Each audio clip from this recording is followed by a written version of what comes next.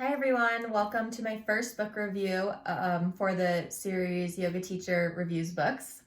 I can't say yoga book review because there's a laptop called a yoga book, fun fact, so it messes up the way that it's searched for. So anyways, for my first review today, I'm going to review The Power of Ashtanga Yoga 1 and 2. I'm doing them together because they're so similar. As you can see, they have a really similar look and feel and the length and the size and everything. They're sort of like a nice little pair that go together, although I bought them separately. And if you're brand new to Ashtanga Yoga or you're only doing the primary series, you probably don't need to buy the second book. So I'm not an Ashtanga yogi. I don't practice according to its method, which is daily, every single morning, first thing when you get up, the same series over and over and over again every single day, 6 days a week.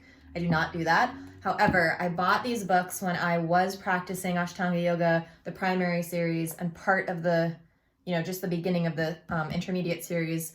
I was practicing it once a week with a really good friend who's an Ashtanga Yogi practitioner and teacher as well. So I would go to her guided primary series class and she would add in some of the intermediate poses for me towards the end, since I was like a little bit more advanced, but not really an Ashtanga Yoga practitioner. So anyways, I like these books a lot because the size is really big, it's almost like I think it's maybe the size of a printer paper. They were published, this one's in, I think 2013 and then 2015 for the second one. They're super similar, like I said. The first book is gonna have a little bit more background info at the beginning because it's assuming that you're a little bit newer to the system of yoga, whereas the second one assumes that you've already been practicing according to the first book. So part 1 is the theory and part 2 is the practice in both books. But in this book, the first one, there's a little bit more in part 1. It's getting started with Ashtanga Yoga history and tradition, the method, the breath, the pose, the gaze, the diet, and the spiritual journey. Whereas in The Power of Ashtanga Yoga 2, part 1 only has an introduction to the second series, as well as the inner work of yoga and the opening and closing prayers in a little bit more depth.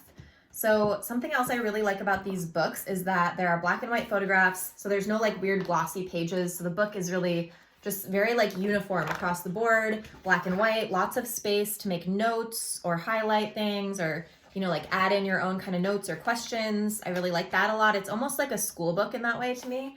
And also, it goes through every single pose where you should look, where you should put your hands, where you should put your weight, what to do if you're having problems, what not to do, what the benefits are. There's a lot of information here. So if you are someone who does want a lot of information or does not, this is kind of a good middle ground where there is a lot of information about every single pose.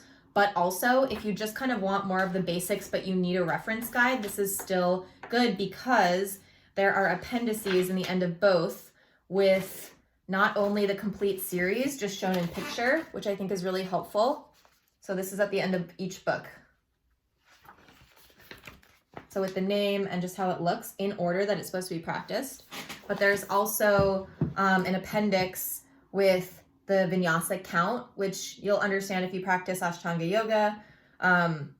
It's not really that important if you don't practice it exactly. And then also with the opening and closing mantras, which you're supposed to recite at the beginning and at the end of each practice. And there's also a list of resources and a glossary at the end, which all of that I think is really good. So I would recommend these books for people who already started practicing Ashtanga Yoga and just want to have a reference or a little bit of additional information, because if you're already practicing Ashtanga with a teacher, they are not going to explain everything like this every single time that you practice. So if you have questions or you want to know more about exactly what your body should be doing in every single position or exactly what you maybe should be meditating on or thinking about, this is a really good guide.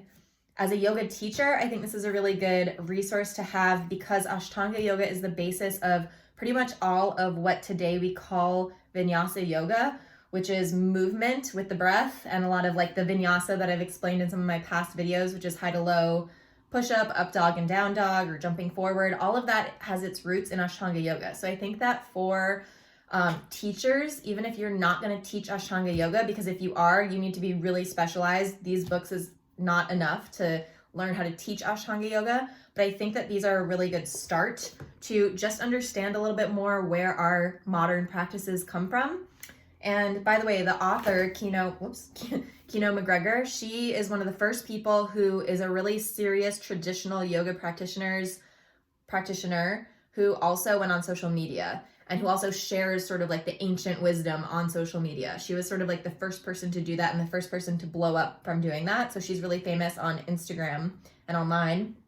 And she writes a lot of really good essays also from time to time about stuff like sexual abuse in the yoga community and different things to do with like branding and clothing partnerships, and kind of, she really gets into like the nitty-gritty of everything. So I recommend following her on YouTube and on Twitter and Instagram and all those things too. She's also one of the only people in the world who has completed and practices, I think, like 4 or 5 of the series in Ashtanga yoga, which is crazy. Like, okay, so this is just level 2, and I will probably never get to being like a intermediate series practitioner because I don't practice it every day. And the poses, these are some of the poses that, like, when people think of yoga and how difficult it is, I do think that they're imagining some of these poses. I'll just show you a little bit here, for example. You know, these are really difficult and they require a lot of strength and a lot of flexibility. And you can get really injured if you don't have the strength and flexibility combined to move on, which is why they tell you only go in the certain order and do not skip ahead. So I wouldn't supplement these books for having a teacher if you do want to practice Ashtanga yoga. However, if you want to start practicing Ashtanga on your own, you can start with this book and just start to follow its instructions and practice on your own. I do think that's a good start. There will just come a time once you've been practicing and you need to find a teacher to get a little bit more guidance. So that's my first book review, a little 2-for-1 book review for the Yoga Teacher Book Reviews. So let me know what you thought. Like the video, please, if you liked it. Let me know in the comments if there's any yoga book that you'd like me to review. And if you haven't yet, please subscribe to my channel because I'm aiming to get 1,000 subscribers and I'm about 15, almost 20% of the way there. So if you could help me out, I would really appreciate it. And I hope you have a great week. Thanks for watching.